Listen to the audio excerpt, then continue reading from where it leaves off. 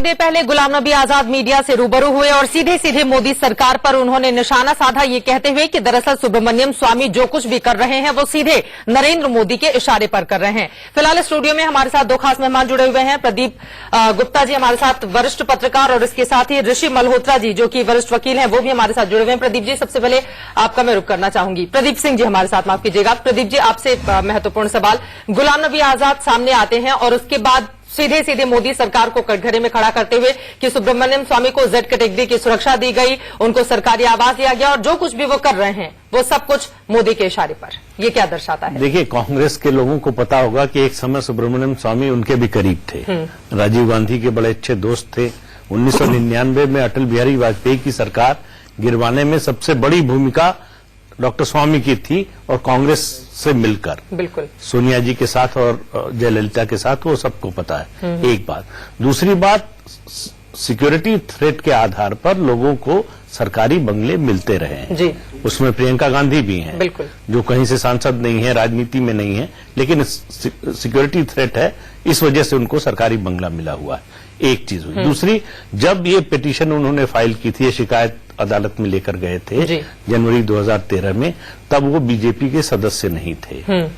दूसरी बात, उस समय यूपीए की सरकार थी, तो इसलिए ये कहना कि उस समय तो नरेंद्र मोदी प्रधानमंत्री नहीं थे कि प्रधानमंत्री के इशारे पर हो रहा, उस समय तो मुख्यमंत्री थे, पार्टी के अध्यक्ष भी या इस तरह की भूमिका में भी नहीं थे। तीसरी बात यह है कि कांग्रेस गलत मुद्दे को राजनीतिक रंग दे रही है, बिल्कुल, और खुद आपके सामने सरकार के खिलाफ बहुत से मुद्दे हो सकते हैं, बिल्कुल। ये ऐसा मुद्दा है जो सिर्फ अदालत तक सीमित है और बहुत शुरुआती स्तर पर है जी। केवल शिकायत लेकर डॉक्टर स्वामी अदालत में गए, अदालत ने संज्ञान लिया और इनको समन इशू किया कि आइए, पेश होइए, अपनी बात रखिए, बिल्कुल। ये उसके खिलाफ हाईकोर्ट गए, हाईकोर्ट ने कहा कि नहीं, लोअर कोर्ट ने जो कहा है आप जाइए, वहां पेश होइए। इतनी सी बात है। इसको अगर लो की रखते, इसको अदालत में चलने देते और जब बरी हो जाते या केस खत्म हो जाता, तब इसका राजनीतिक लाभ लेने की कोशिश करते तो शायद ज्यादा फायदेमंद होता। बिल्कुल।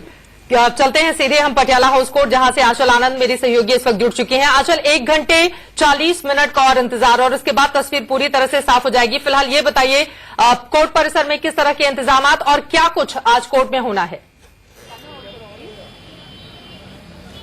जी चित्रा, सबसे पहले तो आपको दिखाना चाहूंगी, आप खुद अंदाजा लगा सकती हैं पटियाला हाउस कोर्ट के बाहर किस तरह का मीडिया का जमावड़ा है, सुरक्षा के इंतजामात हैं। आप देख सकते हैं कि यहाँ पर दिल्ली पुलिस तैनात है, कई टियर की सुरक्षा है, पूरी तरह से पटियाला हाउस कोर्ट को घेरा गया है, क्योंकि ये इंडिया गेट राउंड अबाउट पर पड़ता है चित्रा, तो जाहिर तौर पर ट्रैफिक में खलल ना आए। हालांकि पीछे पीछे तक हम देख रहे हैं ट्रैफिक कंजेशन है, ये सब कुछ हो रहा है। मीडिया का कोई चैनल नहीं है जो यहाँ पर मौजूद ना हो, और सबसे अहम बात, सोनिया गांधी और राहुल गांधी की लीगल टीम यहाँ पर आना शुरू हो गई है। हालांकि बहुत लिमिटेड लोग यहाँ पर आएंगे चित्रा, लेकिन कुछ देर पहले हमने बात की केसी मित्तल साहब से, जो लीगल टीम के अहम सदस्य हैं, उनके साथ भी कुछ वकील मौजूद थे। सोनिया गांधी, राहुल गांधी, एक्सपेक्टेड टाइम यहाँ पर अराइवल का उनका करीब 2:45 बजे है। जब मैंने केसी मित्तल साहब से पूछा कि क्या कुछ होगा आज कोर्ट में, तो लीगल ऑप्शन बहुत है, वो कह रहे हैं अभी प्रोसीजरल है, ये प्रिलिमिनरी हियरिंग है और यहाँ पर सिर्फ उनको पेश होना होगा। तो मैंने उनसे पूछा, मैंने कहा कि आपको कोर्ट ने कहा था कि प्रथम दृष्टया एविडेंस बनता है आपके खिलाफ,